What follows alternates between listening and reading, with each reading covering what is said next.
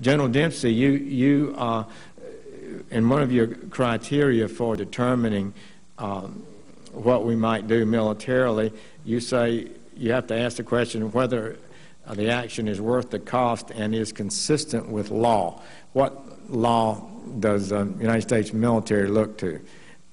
Yeah, if I could, since I'd like to address both because they are related. So cost, resources, risk incurred elsewhere by the use of force one other place. So, you know, it's a zero-sum game. We take them from someplace else, we use them for how long, and that's the kind of issue of cost. Is it, and of course in blood and treasure.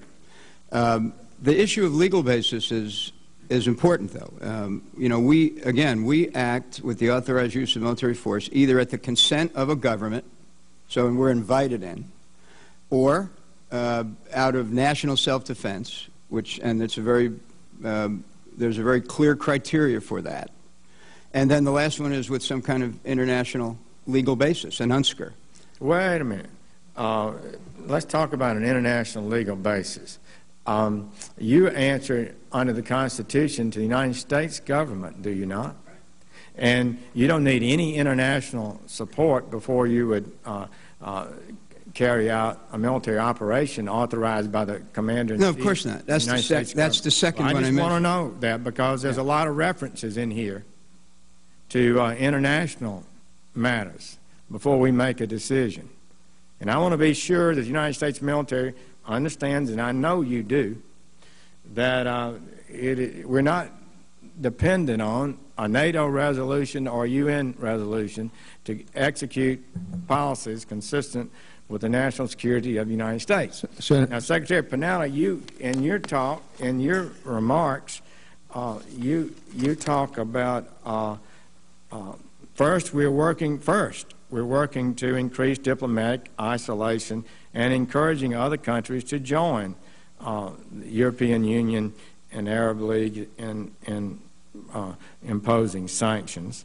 And then you note that China and Russia have repeatedly blocked the UN Security Council from taking action.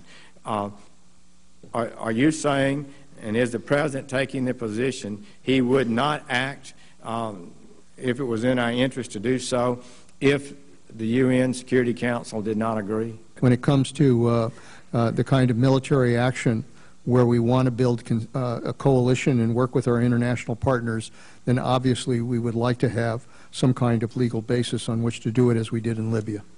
Now, some sort of legal basis. We worried about international legal basis, but nobody worried about the fundamental constitutional legal basis that this Congress has over war.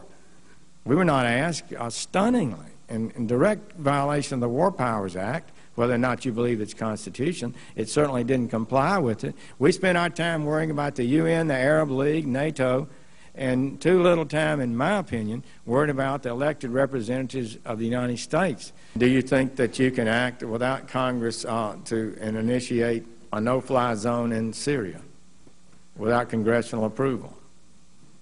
You know, again, our goal would be to seek international permission, and we would come to the Congress and inform you and determine how best to approach this, whether or not we would want to get permission from the Congress. I think those are issues we would have to discuss as we decide what to do here.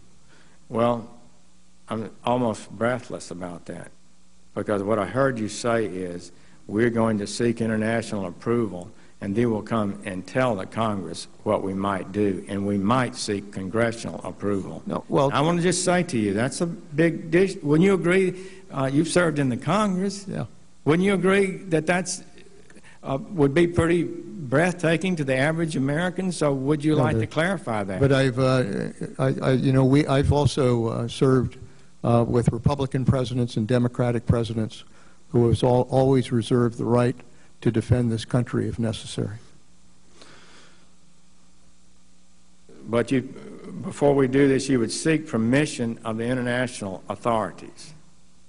If we're working with an international coalition and we're working with NATO, we would want to be able to get appropriate permissions in order to be able to do that. That's something that all of these countries would want to have some kind of legal basis on which to act. What legal basis are you looking for? What entity? Well, obviously, if NATO made the decision to go in, that would be one. If we developed an international coalition beyond NATO, then obviously some kind of UN security resolution would be the basis for that. Coalition of. So you're saying NATO would give you a legal basis, and an ad hoc coalition of nations would provide a legal basis? If we were able to put together a coalition and were able to move together, then obviously we would seek whatever legal basis we would need in order to make that justified. I mean, we can't just pull them all together in a combat operation without getting the legal basis on which to act. Well, who are you asking for the legal basis from? If it's obviously, if the UN passed a security resolution as it did in Libya, we would do that. If NATO came together as we did in Bosnia, we would rely on that. So we have options here if we want to build the kind of international approach to dealing with the situation. Well, I'm for all for having an international support, but I'm really baffled by the idea that somehow an international assembly provides a legal basis for the United States military to be deployed in combat. I don't believe it's close to being correct. They provide no legal authority. The only legal authority that's required to deploy the United States military is the Congress and the President and the law and the Constitution. Let me just for the record be clear again, Senator, so there's no misunderstanding. When it comes to the national defense of this country, the President of the United States has the authority under the Constitution to act to defend this country, and we will. If it comes to an operation where we're trying to build a coalition of nations to work together to go in and operate as we did in Libya or Bosnia, for that matter, Afghanistan, we want to do it with permissions either by NATO or by the international community.